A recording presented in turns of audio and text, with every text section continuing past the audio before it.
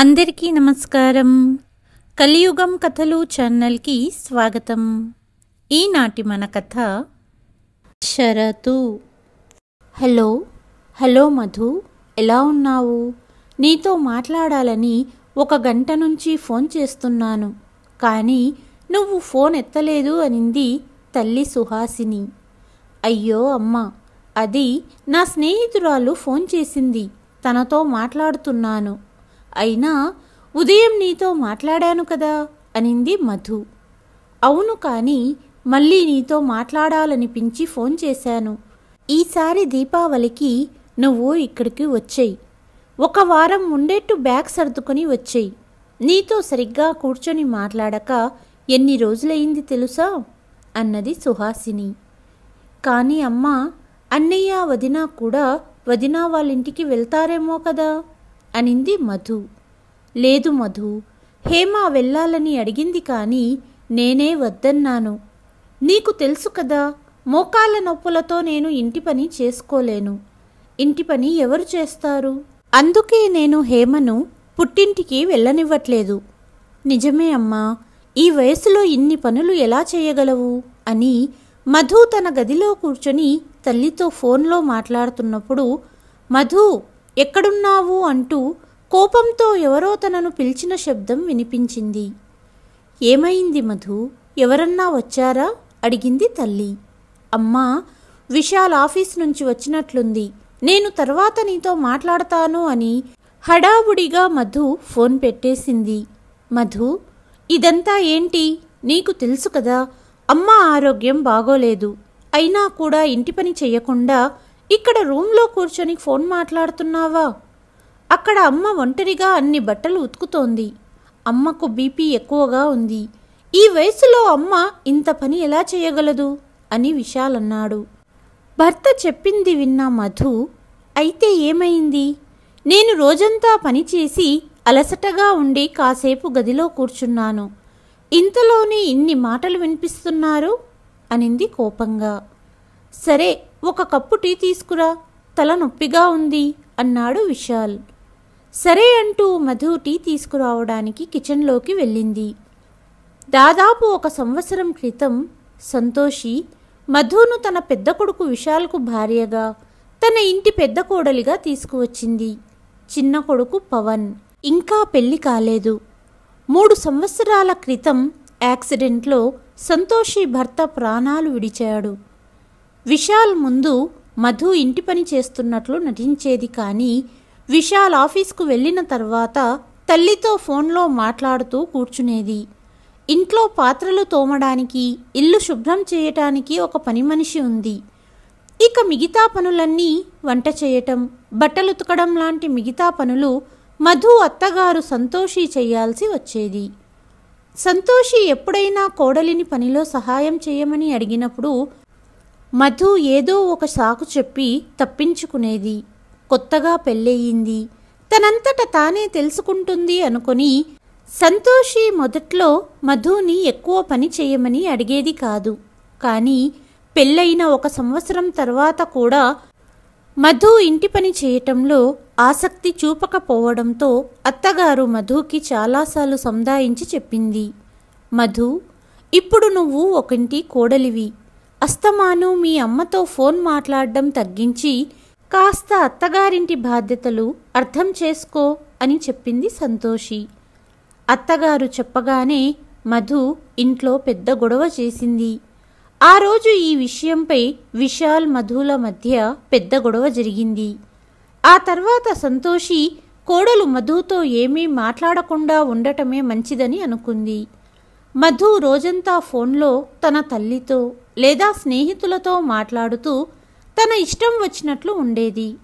సాయంత్రం భర్త విశాల్ ఇంటికి వచ్చే సమయానికి కిచెన్లోకి వెళ్ళి కొంచెం పని చేస్తున్నట్లు నటిస్తూ ఉండేది.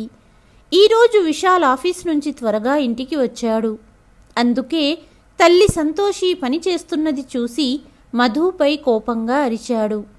ఎప్పుడైతే మధు విశాల్కు టీ తీసుకురావడానికి కిచెన్లోకి వెళ్ళిందో అప్పుడే బయటి నుండి తన అత్త సంతోషి గట్టిగా అరిచిన శబ్దం వినిపించింది. ఏమైందమ్మా అని అరుస్తూ విశాల్ పరుగున వెళ్ళాడు. చూస్తే సంతోషి నేలపై జారి పడిపోయింది. లేవలేకపోతుంది. విశాల్ మధుని పిలిచి తల్లికి సహాయం చేస్తూ గదిలోకి తీసుకెళ్లాడు. సంతోషికి పాదంలో చాలా నొప్పిగా ఉంది అని బాధపడుతుండటంతో విశాల్ తల్లి కాలికి ఏమయ్యిందో అని భయపడ్డాడు. వెంటనే మధుని సహాయంగా రమ్మని ఇద్దరూ కలిసి తల్లిని డాక్టర్కు చూయించడానికి తీసుకెళ్లారు. మీరు చాలా అదృష్టవంతులు. ఈ వయసులో ఎముక ఫ్రాక్చర్ అయ్యి దెబ్బతింటే నడవడం కష్టంగా ఉండేది. కానీ కాలు ఫ్రాక్చర్ కాలేదు. పాదం బెనికింది కాబట్టి చాలా నొప్పిగా ఉంది. మీ అమ్మగారు కొన్ని రోజులు కాలు కదపకుండా బెడ్ రెస్ట్ తీసుకోవాలని డాక్టర్ చెప్పగానే విశాల్ ఊపిరి పీల్చుకున్నాడు. కావలసిన మందులు తీసుకొని తల్లిని ఇంటికి తీసుకొచ్చారు.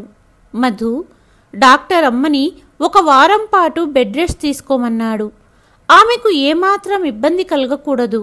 అందుకే అమ్మను నువ్వే జాగ్రత్తగా చూసుకోవాలి అంటూ విశాల్ మధుతో చెప్పాడు. మధు భర్త ముందు తలాడించింది. ఈ రోజుటికి 3 రోజులు గడిచింది. ఏం చెప్పమంటావమ్మా? నా అత్తగారు బెడ్ మీద రెస్ట్ తీసుకుంటున్నప్పటి నుంచి నాకు చాలా ఇబ్బందిగా ఉంది. రోజంతా పని చేస్తూ చేస్తూ చాలా అలసిపోతున్నాను. ఇప్పటికీ 3 రోజులయ్యింది. ఆమె ఎప్పుడు బెడ్ నుండి లేస్తుందో తెలియదు అంటూ మధు తల్లితో ఫోన్లో చెప్పింది. మధు, నీ అత్తగారికి ఏమీ కాలేదనిపిస్తుంది. నువ్వు రోజంతా ఇంటి పనులు చెయ్యాలని నాటకం చేస్తుంది. కానీ నీకు ఇంటి పనంతా చేయాల్సిన పని లేదు. ఆవిడను కూర్చోపెట్టి ఇలా ఆమెకు తినిపిస్తూ ఉంటే నీ అత్తగారు ఇక లేవదు అని చెప్పింది సుహాసిని. అమ్మా, నువ్వు చెప్పింది నిజమే. ఈరోజు కేవలం ఆవిడ కోసమే నేను కిట్టి పార్టీకి వెళ్ళాలనుకున్న ప్రోగ్రాంను కూడా రద్దు చేసుకున్నాను. ఇప్పుడు నేను వెళ్ళిపోదాం అనుకుంటున్నాను. గదిలో కూర్చున్న అత్తగారు తనంతట తన పనులు చేసుకుంటుంది. సరే అమ్మా, ఇక ఉంటాను. పార్టీ నుండి వచ్చాక మాట్లాడతాను అంటూ మధు అత్తగారిని వదిలి మధ్యాహ్నం పార్టీకి వెళ్ళిపోయింది. విశాల్ ఇంటికి రావడానికి ఇంకా చాలా సమయం ఉందని ఆమె అనుకుంది. కానీ 3 రోజుల తర్వాత అత్తగారిని డాక్టర్కు చూపించాలని ఆమెకు గుర్తులేదు. అందుకే తల్లిని ఆస్పత్రికి తీసుకెళ్లడానికి విశాల్ ఇంటికి వచ్చాడు.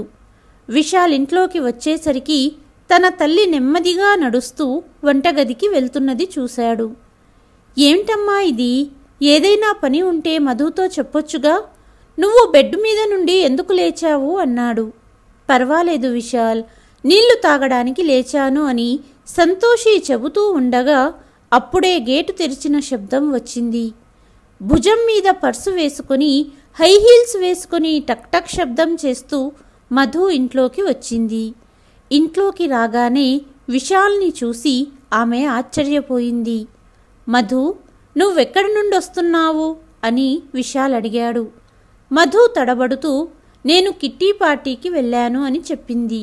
విశాల్ కోపంతో నువ్వు అమ్మను ఇలాంటి పరిస్థితిలో వదిలి కిట్టి పార్టీకి వెళ్ళావా అని అడిగాడు. ఇప్పుడేమైంది? నాకంటూ ఒక జీవితం ఉండకూడదా? నాకు నచ్చినట్టు నేను స్నేహితులతో గడపలేనా అనింది మధు. మధు మాటలు విని విశాల్కు చాలా కోపం వచ్చింది. కానీ తన కోపాన్ని కంట్రోల్ చేసుకొని తల్లిని చేతి సహాయంతో గదిలోకి తీసుకెళ్లాడు. అప్పుడే విశాల్ తమ్ముడు పవన్ ఆఫీసు నుండి వచ్చాడు. వదినా, చాలా ఆకలిగా ఉంది, భోజనం పెట్టు అన్నాడు. ఇలా నీ పెత్తనం ఇంకెవరిపైనైనా చూపెట్టు. నేను నీ కింద నౌకరాని కాదు, రోజంతా మీ సేవలు చేయడానికి అనింది మధు. ఆ మాటలు విని పవన్ అవాక్కయ్యాడు. తల్లి గదిలో ఉన్న విశాల్ కూడా మధు మాటలు విన్నాడు. విశాల్ కోపంతో మధు దగ్గరికి వెళ్ళి లాగి 2 చెంపలు వాయించాడు. మధు, నేను మౌనంగా ఉన్నానని ఇష్టం వచ్చినట్లు మాట్లాడతావా అని అన్నాడు. ఆగన్నయ్యా, ఏం చేస్తున్నావు అని తన అన్న విశాల్ చేతిని పట్టుకున్నాడు పవన్. నాపై చేయి చేసుకున్నావు కదూ, నీపై పోలీస్ కంప్లైంట్ ఇస్తాను. నిన్ను జైలుకు పంపించకపోతే నా పేరు మధు కాదు అని కన్నీళ్లతో తన గదిలోకి వెళ్ళి తన తల్లికి ఫోన్ చేసింది మధు. ఇంతలో సంతోషి విశాల్తో, బాబూ విశాల్, కోడలిని ఆపు, లేకపోతే పెద్ద గొడవ జరుగుతుంది అనింది. లేదమ్మా, తనకు ఇష్టం వచ్చినట్లు చేసుకోనివ్వు. డాక్టర్ అపాయింట్మెంట్ సమయం అయ్యింది, మనం వెళ్దామని తల్లిని కారులో ఎక్కించుకొని ఆస్పత్రికి తీసుకెళ్లాడు. ఇటువైపు తల్లికి మధు ఫోన్ చేసింది. ఏంటి, అసలు తనకి ఇంత ధైర్యం ఎలా వచ్చింది? ఫోన్ పెట్టి నీ బ్యాగ్ సర్దుకొని తయారవ్వు, నేను ఇప్పుడే వచ్చి నిన్ను నాతో పాటు తీసుకొస్తాను అని చెప్పి సుహాసిని తన కోడలు హేమను పిలిచింది. హేమ, నేను మధును తీసుకురావడానికి వెళ్తున్నాను. నా కూతురిపైనే చెయ్యెత్తుతాడా? ఏమనుకుంటున్నాడు తన గురించి అని అనుకుంటూ ఇంటి నుంచి బయటికి వెళ్ళింది సుహాసిని. కొంతసేపటికి సుహాసిని భర్త సాయినాథ్ గారు తన కొడుకు ముఖేష్తో కలిసి షాప్ నుంచి ఇంటికి వచ్చాడు. ఇంట్లోకి వస్తూనే హేమను చూస్తూ, హేమ, మీ అత్తయ్య కనపడడం లేదు, ఎక్కడికెళ్ళింది? కోడలిని అడిగాడు. మామయ్య గారు, అత్తయ్య మధుని తీసుకురావడానికి వెళ్ళింది అని చెప్పింది. మధును తీసుకురావడానికి వెళ్ళిందా? దీపావళి వస్తుంది కాబట్టి వెళ్ళి ఉంటుంది అని అన్నారు సాయినాథ్ గారు. లేదు మామయ్య, మధు ఫోన్ చేసింది, వాళ్ళ ఇంట్లో మళ్ళీ గొడవ అయ్యిందేమో, అత్తయ్య కంగారుగా వెళ్ళింది అని చెప్పింది హేమ. ఆ మాటలు విని సాయినాథ్ మరియు ముఖేష్ ఇద్దరూ ఆందోళన చెందారు. కానీ ఇంత తొందరగా అమ్మ ఎందుకు వెళ్ళాలి? అసలు ఏం జరిగిందో, ఎవరి తప్పు వలన జరిగిందో అనేది తెలుసుకోవాలి కదా అని అన్నాడు ముఖేష్. కానీ ముఖేష్ అత్తవారింట్లో తన కూతురు ఇబ్బంది పడుతుంటే తల్లి చూస్తూ ఎలా ఊరుకోయి ఉండగలదు? కొన్ని రోజులు ఇక్కడ ఉంటే పరిస్థితి సర్దుబాటవుతుంది అని చెప్పి చేతులు కడుక్కోవడానికి వెళ్ళారు సాయినాథ్ గారు. అమ్మ కూడా ప్రతిదానికి రెడీగా ఉంటుంది. వాళ్ళ ఇంట్లో గొడవ అయ్యిందంటేనే మధును తీసుకురావడానికి సిద్ధంగా ఉంటుంది. అసలు విషయం తెలుసుకోదు అన్నాడు ముఖేష్. నిజమే, ఇన్ని రోజులు జరిగిన గొడవల్లో అత్తయ్య గారికి మధు చేసిన తప్పులు తెలుసుకోవటానికి ప్రయత్నించరు. మీరు ఎక్కువ ఆందోళన పడకండి, ఫ్రెష్ అవ్వండి, టీ తెస్తాను అని చెప్పి హేమ వంటగదికి వెళ్ళింది. 2 గంటల తర్వాత సుహాసిని తన కూతురు మధుతో కలిసి ఇంటికి వచ్చింది. ఆ సమయంలో సాయినాథ్ గారు బయట మంచం మీద పడుకున్నారు. నేను నా కూతురు సంసారం గురించి ఆందోళన పడుతుంటే మీరు నిద్రపోతున్నారా అని కోపంగా అడిగింది భర్తను సుహాసిని. నిద్ర మేల్కొనిన సాయినాథ్ గారు, అరే మధు, నువ్వొచ్చావా, రా కూర్చో. సుహాసిని, మీరు ఇంత ఆలస్యంగా ఎందుకు వచ్చారు అని అడిగారు సాయినాథ్ గారు. ఒక ముఖ్యమైన పని పూర్తి చేయటానికి కొంత సమయం పట్టింది అని చెప్పింది సుహాసిని. ముఖ్యమైన పనా అని అడిగారు సాయినాథ్ గారు. అప్పుడు మధు మాట్లాడుతూ, నాన్నగారు, ఈ ఇంట్లో అమ్మ ఒక్కతే నా గురించి ఆలోచిస్తుంది అని చెప్పింది. నేను ఉన్నంతకాలం నీకు ఏమీ భయం లేదు. నీ అత్తగారింటి వాళ్లకు జీవితాంతం గుర్తుండిపోయేలా గుణపాఠం నేర్పిస్తాను. నువ్వు నీ పుట్టింట్లో సంతోషంగా ఉండు. పని చెయ్యాలనిపిస్తేనే చెయ్యి, లేదా విశ్రాంతి తీసుకో అనింది తల్లి. అల్లుడు గారు నీపైన చేయి చేసుకున్నాడా? వాళ్లే వచ్చి క్షమాపణ చెప్పే వరకు నిన్ను పంపించను. కూతురు పెళ్లి చేశాం, దాని అర్థం కూతురిని అమ్మినట్టు కాదు కదా అని జరిగిన విషయం తెలుసుకోకుండా చెప్పారు సాయినాథ్ గారు. నా కూతురు ఎంత సన్నబడిందో చూశారా?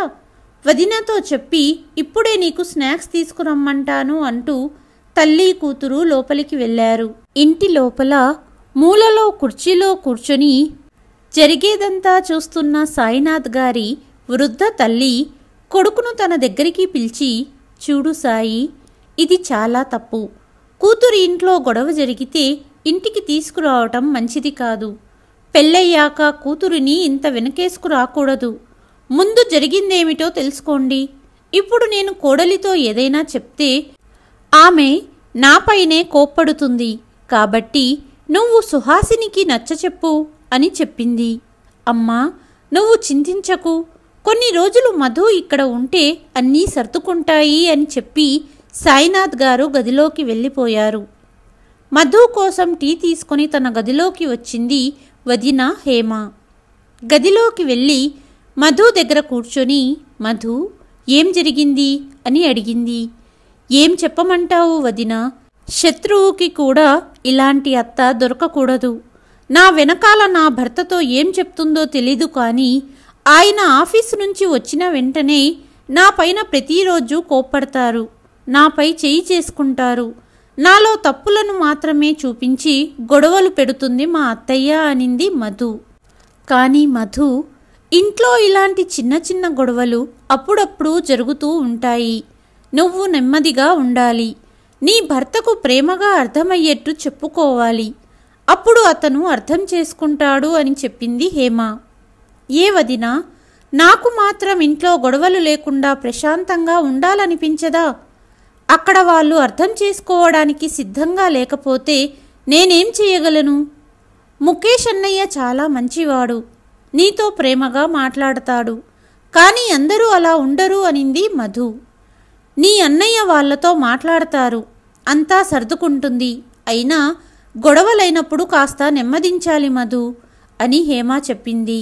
దానికి మధు, మరీ ఎంత తగ్గాలి వదినా? ఇక్కడ అమ్మ నీ గురించి ఎంత శ్రద్ధ తీసుకుంటుంది. అక్కడ నా అత్తయ్య నా భర్తను నాకు వ్యతిరేకంగా ఉసిగొల్పుతుంది. ఇతరులకు సలహాలు ఇవ్వడం చాలా సులభమని మధు చెప్పగా హేమ ఏమీ మాట్లాడలేదు. మధు ఏమీ వినడానికి సిద్ధంగా లేదని హేమకి అర్థమయ్యింది. సరే, నేను వంట చేయడానికి వెళ్తున్నాను అని చెప్పి హేమ గది నుండి లేచి వెళ్ళిపోయింది. మరుసటి రోజు దీపావళి పండగ కాబట్టి ఉదయం త్వరగా లేచి హేమ వంటగదిలో అన్ని పనులు చేసింది. మధు సహాయానికి రాలేదు. కాసేపటికి సాయినాథ్ మరియు ముఖేష్ షాప్కి వెళ్ళిపోయారు. హేమ అత్తగారికి, మధుకి, సాయినాథ్ గారి అమ్మగారికి భోజనం పెట్టి వంటగదిలో పాత్రలు తోమడానికి వెళ్ళింది. అప్పుడు సుహాసిని తన కూతురు మధుతో, ఇంట్లో పనంతా హేమ చేస్తుంది, నువ్వు రెస్ట్ తీసుకో అని చెప్పటం సాయినాథ్ గారి తల్లి వినింది. ఇక అటు మధు భర్త విశాల్కి ఫోన్ వచ్చింది. హలో, మీరు మిస్టర్ విశాల్ మాట్లాడుతున్నారా? నేను పోలీస్ స్టేషన్ నుండి ఫోన్ చేస్తున్నాను. మీపై ఫిర్యాదు వచ్చింది, వెంటనే ఇక్కడికి రండి అని చెప్పారు. ఇది విన్న విశాల్ కంగారు పడ్డాడు. తల్లితో అలాగే తమ్ముడితో విషయం చెప్పి విశాల్ పోలీస్ స్టేషన్ వెళ్ళాడు. సంతోషి బాధపడుతూ కూర్చుంది. విశాల్ స్టేషన్కి వెళ్ళి వచ్చాక పోలీసులు ఏమన్నారు అని తల్లి తమ్ముడు అడిగారు. విశాల్ నిరాశగా, మధు మరియు ఆమె ఇంటి వాళ్ళు నాపై ఫిర్యాదు చేశారు, కట్నం కోసం సతాయిస్తున్నామని, కొడుతున్నామని అబద్ధపు కేసు పెట్టారు అని చెప్పాడు విశాల్. కానీ బాబు, ఎప్పుడూ కట్నం గురించి మధుని అడగలేదే అనింది తల్లి. మధు మరియు ఆమె ఇంటి వాళ్ళు మనపై అబద్ధపు కేసు పెట్టి నన్ను జైలుకు పంపాలనుకుంటున్నారు అన్నాడు విశాల్. బాబు విశాల్, ఒకసారి వెళ్ళి వారితో మాట్లాడదామా? పెద్దవాళ్లతో మాట్లాడి సమస్య పరిష్కరించుకుందాము అనింది తల్లి. లేదమ్మా, నేను వాళ్ళ ముందు మోకరిల్లను అని విశాల్ అన్నాడు. అప్పుడు అతని తమ్ముడు పవన్, అమ్మ చెప్పింది బాగుందన్నయ్య, కోర్టు కేసుల్లో ఇరుక్కుంటే బయటపడడం కష్టం. ఈ సాయంత్రం వెళ్ళి నేరుగా మాట్లాడుకుందాం అన్నాడు. విశాల్ కూడా ఒప్పుకున్నాడు. అటువైపు తండ్రిని షాప్లో ముఖేష్ సముదాయించాడు. నాన్న, చెల్లి మొండితనం మనకు తెలిసిందే, అనవసరంగా సమస్య పెద్దది చేయకండి అన్నాడు. సాయంత్రం సాయినాథ్ గారు ఇంటికి వచ్చేటప్పటికి డ్రాయింగ్ రూమ్లో టీవీ చూస్తున్న మధు దగ్గర కూర్చొని, మధు, మీరిద్దరూ మాట్లాడుకొని ఈ విషయం సరిపెట్టుకోవడం మంచిది అన్నాడు. అప్పుడు మధు, నా అత్తగారు రోజంతా విశ్రాంతి తీసుకుంటుంది, నేను మాత్రం రోజూ పనులు చేస్తూ ఉండాలి, అది నేను భరించలేను అనింది. ఇంటి పనులు చేయడంలో తప్పేముంది అన్నాడు తండ్రి. అంతలో సుహాసిని అనింది, మీరు ఏం కోరుకుంటున్నారు? నా కూతురు మళ్ళీ ఆ నరకానికి వెళ్ళాలా అని అడిగింది. అక్కడే కూర్చున్న సాయినాథ్ గారి తల్లి, అమ్మా సుహాసిని, చిన్న మాటను అనవసరంగా పెద్దది చెయ్యకు. ఇరువైపులా పెద్దవాళ్ల సమక్షంలో మాట్లాడి సమస్య పరిష్కరించుకుందాము అనింది. అత్తయ్య, ఇది నా కూతురి సమస్య, మీరు మాట్లాడకుండా ఉంటేనే మర్యాద. 3 పూటలా తినడానికి దొరుకుతుంది, రామనామం జపిస్తూ కూర్చోండి, లేకపోతే బాగోదు అనింది సుహాసిని. ఇంతలో డోర్ బెల్ మోగింది. హేమ వెళ్ళి డోర్ తెరవగానే ఎదురుగా విశాల్, తల్లి సంతోషి, పవన్ నిలబడి ఉన్నారు. అందరినీ లోపలికి పిలిచింది హేమ. సాయినాథ్ గారు వారిని కూర్చోమన్నారు. అప్పుడే సుహాసిని కోపంగా, వదినా, నా కూతురిపై చెయ్యెత్తాడు మీ కొడుకు. ఇక మాట్లాడేదేమీ లేదు. మీ కొడుకును జైలుకు పంపిస్తాను. అసలు ఇప్పుడు ఎందుకు వచ్చారు అని అడిగింది. సంతోషమ్మ చాలా వినయంగా, చూడండి వదినా, కూర్చొని మాట్లాడుకుందాం. అప్పుడే ఏదో ఒక పరిష్కారం దొరుకుతుంది. మాకు తెలియాలి కదా అసలు మేం చేసిన తప్పేంటో, మీరు ఎందుకు ఇంత పెద్ద నిర్ణయం తీసుకున్నారో అని అనింది. అది విని మధు కోపంగా, లేదు లేదు అత్తయ్య, మీ తప్పు ఏమీ లేదు. తప్పంతా నాదే. ఒక పని చేయండి, మీ కొడుకుతో నాకు విడాకులు ఇవ్వమని చెప్పండి. అప్పుడు మీరు, మీ కొడుకు సంతోషంగా ఉండొచ్చు అని అనింది. మధు, మీ అత్తయ్యతో నువ్వు ఇలా మాట్లాడుతున్నావేంటి అని సాయినాథ్ గారు అన్నారు. వీళ్ళు నా కూతురి పట్ల చేసిన పనికి వీళ్ళ పాదాలు కడిగి నీళ్లు తలపై చెల్లుకోమంటారా అని అనింది సుహాసిని. అత్తయ్య, ఎవరు ఎవరిని ఇబ్బంది పెడుతున్నారు అనేది మాకు తెలుసు. కానీ మీరు మాపై అబద్ధపు కట్నం కోసం మధుని సతాయిస్తున్నామని ఫిర్యాదు ఎందుకు చేశారు అన్నాడు విశాల్ కోపంగా. ఇది వినగానే సాయినాథ్ గారు ఆశ్చర్యపోయారు. అదే సమయంలో హేమ మరియు ముఖేష్ కూడా అయోమయంగా నిలబడ్డారు.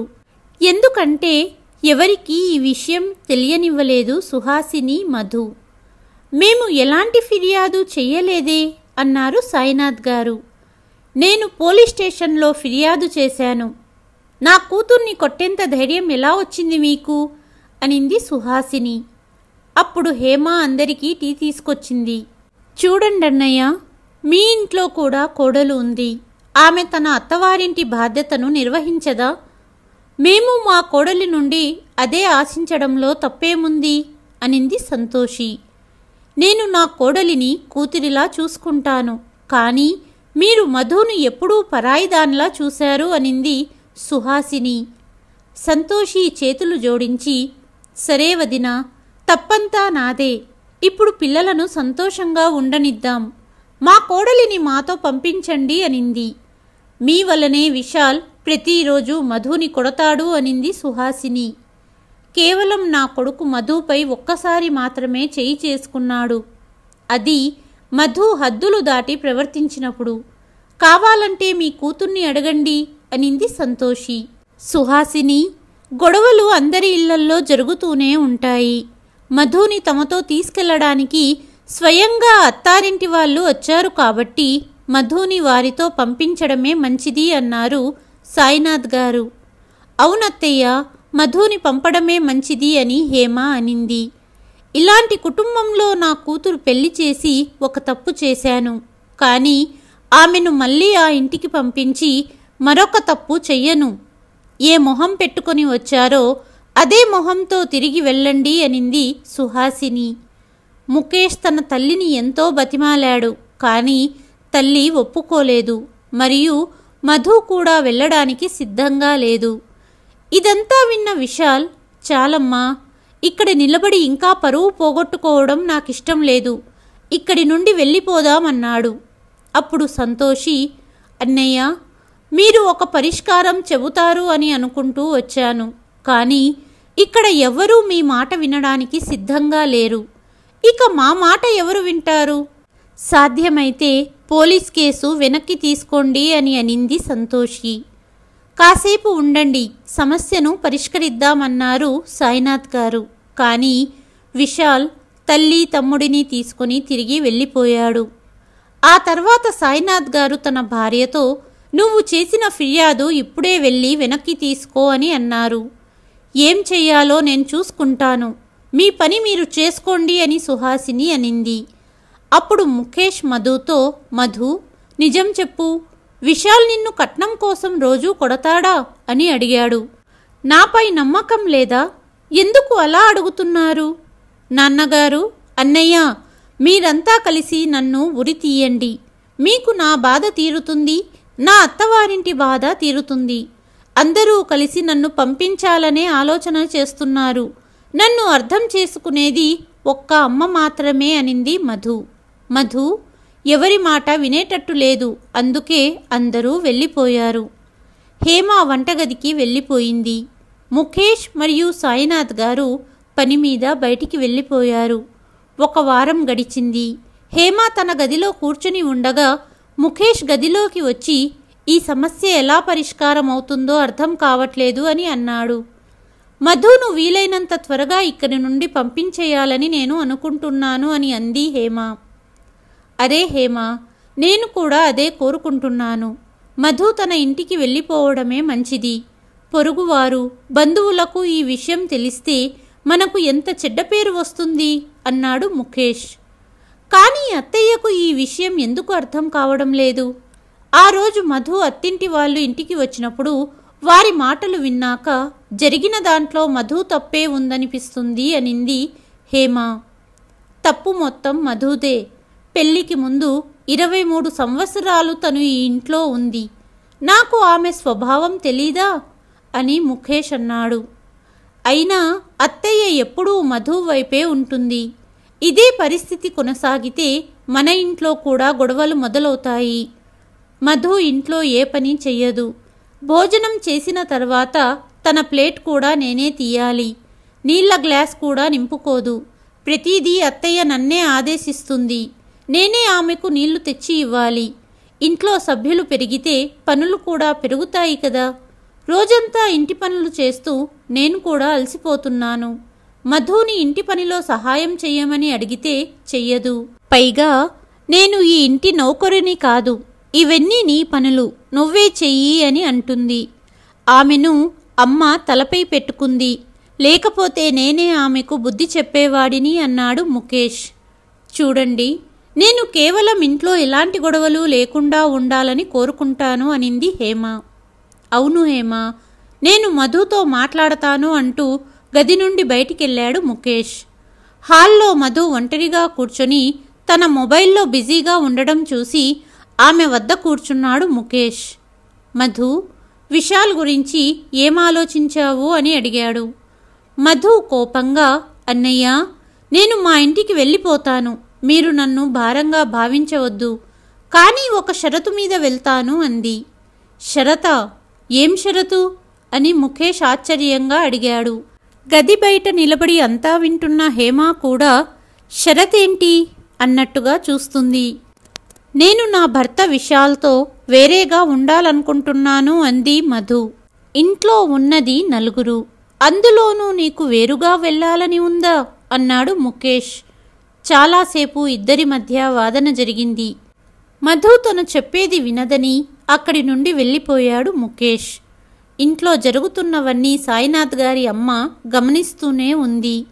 ఆమె హేమను చేత్తో పిలిచి, అమ్మా హేమ, ఇలాంటి వాళ్ళని చాలామంది చూశాను. ఇలాగైతే ఈ తల్లి కూతుళ్ళు ఎవరి మాట వినరు అనింది. నిజమే, కానీ నేనేం చెయ్యాలి అమ్మమ్మ? మధు అసలు ఎవరి మాట వినట్లేదు అనింది హేమ. సామదాన దండోపాయాలను ఉపయోగించైనా వీళ్లను దారిలో పెట్టు. 23 సంవత్సరాల నుండి మధుని చూస్తున్నాను. నాకు తెలీదా తన గురించి? నా మనవరాలిని, కోడలిని సరైన దారిలో పెట్టాలంటే నువ్వు కూడా వాళ్ళ దారిలోనే వెళ్ళు అనింది అమ్మమ్మ. అమ్మమ్మ ఇచ్చిన సంకేతం హేమ బాగా అర్థం చేసుకుంది. మీరు చెప్పింది నిజమే అమ్మమ్మ. ఏదో ఒకటి చెయ్యాలి అనుకుంటూ వంటగదికి వెళ్ళింది. అప్పుడే మధు ఫోన్ మోగిన శబ్దం వినిపించింది. హేమ బయటికి వెళ్ళి చూస్తే మధు ఫోన్లో మాట్లాడుతోంది. నిజం చెప్పాలంటే మాట్లాడట్లేదు. పులిలా గర్జిస్తోంది. మీకు కొంచెం కూడా సిగ్గులేదా? ఎన్నిసార్లు చెప్పాను నేను ఆ ఇంటికి తిరిగి రాను అని? మీకు అర్థం కావట్లేదా అని కోపంగా కేకలు వేస్తుంది. అప్పుడు అవతలి వైపు నుండి సంతోషి గారి స్వరం వినిపించింది. మధు, ఇక ముందు నుండి ఈ ఇంట్లో నీకు ఎప్పుడూ ఇబ్బంది ఉండదు. విశాల్ కూడా నీతో తప్పుగా ప్రవర్తించడు. అంతా మర్చిపోయి తిరిగిరా అని అడిగింది.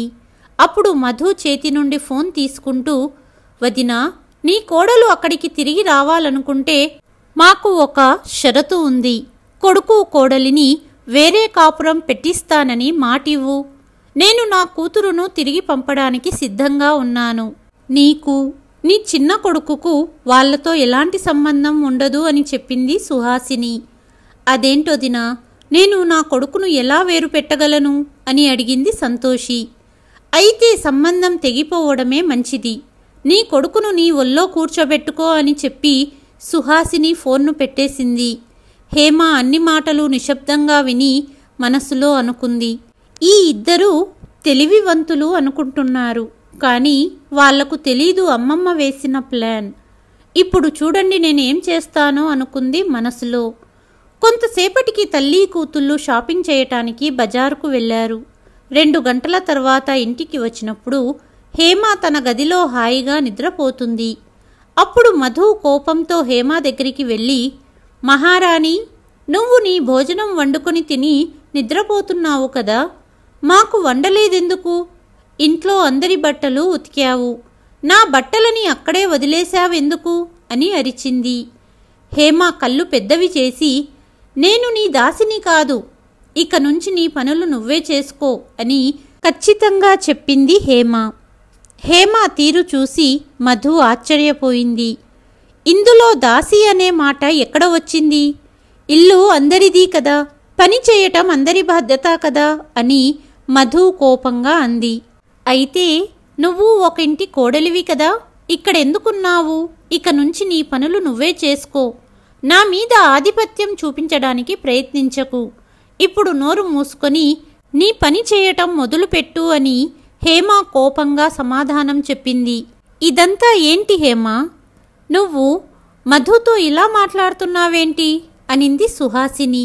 నేను కరెక్టుగా మాట్లాడుతున్నానత్తయ్య, ఇప్పుడు మధు ఈ ఇంట్లో ఉంటుంది కాబట్టి తన పని తను చేసుకోవాలి అనింది హేమ. ఇప్పుడు నా కూతురు ఇంటి పని చెయ్యాలా? మరి ఇంటి కోడలిగా నువ్వు విశ్రాంతి తీసుకుంటావా అడిగింది సుహాసిని. అయ్యో లేదత్తయ్యా, నేను కూడా పని చేస్తాను, కానీ నా పని మరియు నా కుటుంబం కోసం చేస్తాను, ఇంటికి వచ్చే అతిథుల కోసం కాదు అనింది హేమ. అతిథి అని హేమ నోటి నుండి వచ్చిన మాట విని మధు కోపంతో వణుకుతోంది. నీకు ఎంత ధైర్యం నన్ను అతిథి అని అనడానికి? ఈ ఇల్లు నీకంటే ముందు నాది కాదు, ఏ ఇల్లైతే నువ్వు వదిలి వచ్చావో అది నీ ఇల్లు అన్నది హేమ. అమ్మా, నువ్వు నీ కోడలిని కంట్రోల్లో పెట్టుకోలేదా? 2 చెంపదెబ్బలు కొట్టి ఆమెకు బుద్ధి చెప్పు అని మధు తల్లితో అనింది. అయ్యో, చెయ్యెత్తడం కాదు కదా, నన్ను తాకి చూడు, ఇప్పుడే 100 నెంబర్కి ఫోన్ చేసి నా అత్త మరియు ఆడపడుచు నన్ను కట్నం కోసం కొడుతున్నారని ఫిర్యాదు చేస్తాను, అప్పుడు ఎవరికి బుద్ధి వస్తుందో తెలుస్తుంది అనింది హేమ. అదే సమయంలో సాయినాథ్ గారు మరియు ముఖేష్ కూడా ఇంటికి వచ్చారు. గొడవ విని సాయినాథ్ గారు గదిలోకి వెళ్ళడానికి ప్రయత్నించినప్పుడు సాయినాథ్ గారి తల్లి వారిని ఆపింది. అమ్మా, లోపలికి వెళ్ళి విషయాన్ని పరిష్కరించాలి, లేకపోతే ఇంటిని కురుక్షేత్ర మైదానం చేస్తారు వీళ్ళు అన్నాడు. అరే సాయి, జరిగేది జరిగిపోయింది, ఇప్పుడు సరిచేసే సమయం వచ్చింది, మీరిద్దరూ ఇక్కడే నిలబడి చూస్తూ ఉండండి అన్నది సాయినాథ్ గారి తల్లి. మేము నిన్ను కట్నం కోసం వేధించామా? అన్నీ అబద్ధాలు అనింది సుహాసిని. ఇవన్నీ నేను మీ దగ్గరే నేర్చుకున్నానత్తయ్యా అనింది హేమ. ఈ మాటలు విన్న సుహాసిని నెమ్మదించింది. హేమ, ఇంట్లో ఇలాంటి చిన్న చిన్న గొడవలు అప్పుడప్పుడు జరుగుతూ ఉంటాయి, వాటిని కూర్చొని మాట్లాడుకొని పరిష్కరించుకోవటం మంచిది అనింది సుహాసిని. అయ్యో అత్తయ్య, ఇలాంటి జ్ఞానం మధు అత్తగారింటి వాళ్ళు మధును తీసుకెళ్లడానికి వచ్చినప్పుడు గుర్తు రాలేదా? హేమ మాటలు విని సుహాసిని మధు తల వంచుకుని నిలబడ్డారు. ఇక హేమ తన గది నుండి బయటికి వెళ్ళి అమ్మమ్మ వద్ద కూర్చుంది. అప్పుడే సాయినాథ్ మరియు ముఖేష్ లోపలికి వచ్చారు. మధు, మనమిద్దరం కలిసి వంట అలాగే నీ బట్టలు ఉతుకుదాం అని సుహాసిని అంది. అమ్మా, నీ పని నువ్వు చూసుకో, నేను నా ఇంటికి వెళ్తున్నాను. నాన్నగారు, మీరు మీ అల్లుడికి ఫోన్ చేసి నన్ను తీసుకెళ్లమని చెప్పండి అనింది మధు. నీవు సరైన నిర్ణయం తీసుకున్నావు, నేను ఇప్పుడే విశాల్కు ఫోన్ చేసి చెప్తాను అని అంటూ సాయినాథ్ గారు విశాల్కు ఫోన్ చేశారు. అటువైపు నుంచి వచ్చిన జవాబు విని సాయినాథ్ గారు ఆశ్చర్యపోయారు. ఫోన్ పట్టుకొని నిలబడి భార్యను చూస్తూ, సుహాసిని, ఒక విషయం చెప్పు, నిన్న సంతోషి ఫోన్ చేశారా అని అడిగాడు. అవును, మధును తిరిగి రమ్మని అడిగింది అని ఆమె జవాబిచ్చింది. అప్పుడు నువ్వు ఏమన్నావు అని సాయినాథ్ ఆగ్రహంగా అడిగారు. సుహాసిని ఏమీ మాట్లాడకుండా అటూ ఇటూ చూస్తూ ఉంది. అప్పుడు సాయినాథ్ భార్య దగ్గరగా వచ్చి మొహం కందిపోయేలా చెంపదెబ్బ కొట్టాడు. నువ్వు తల్లివా లేక శత్రువా? నీ కూతురు సంసారాన్ని చెడగొట్టడానికే చూస్తున్నావు. మన ఇంటి నుంచి అవమానింపబడి వెళ్ళినా మళ్ళీ ఫోన్ చేసింది మధు అత్తయ్య సంతోషి. తన ముందు మరో షరతు పెట్టావా? ముందు ఇంటిని విభజించండి, అప్పుడు కూతురిని పంపిస్తాను అన్నావా? అప్పుడు మధు మాట్లాడుతూ, నాన్నా, నేను వెళ్తున్నాను కదా, అమ్మ మీద ఎందుకు కోపం అని అంది. మరోసారి బలంగా మధు చెంప పగలగొట్టాడు తండ్రి. అది చూసిన సాయినాథ్ గారి తల్లి, సాయి, నువ్వు ముందే ఈ చెంపదెబ్బ కొట్టి ఉంటే ఇంటికి ఈ దుస్థితి వచ్చేది కాదు అని అంది. నిన్ను నా కూతురు అనడానికే సిగ్గుగా ఉంది. ఇక నుంచి విశాల్ నీతో అన్ని సంబంధాలు తెంచుకుంటాడట. మీ ఇద్దరి మాటల వలన సంతోషి గారికి బీపీ ఎక్కువయ్యింది, ఐసీయూలో ఉందట అని అన్నారు సాయినాథ్ గారు. సంతోషి గారికి ఏదైనా జరిగితే మీరే బాధ్యత. విశాల్ నిన్ను ఎప్పటికీ చేరదీయడు అన్నారు సాయినాథ్ గారు. తండ్రి మాటలు విని మధు ఏడుస్తూ, నాన్నగారు, నేను అత్తగారికి ఏమీ జరగనివ్వను. ఇప్పుడే హాస్పిటల్ వెళ్ళి అత్తయ్య కాళ్ళు పట్టుకోవాలి. కోట్లాది సార్లు క్షమించమని చెప్పాలి. నా కుటుంబం నాశనం కాకుండా చూసుకుంటాను అంటూ తన బ్యాగ్ తీసుకొని ఇంటి నుంచి హాస్పిటల్ వెళ్ళింది మధు. చివరికి మధు నానమ్మ వలన మధు సంసారం నిలబడింది. కథ కనుక నచ్చినట్లయితే please like, share and subscribe to కలియుగం కథలు. మరి ఒక కథతో మళ్ళీ మీ ముందుకు వస్తాను. అంతవరకు సెలవు.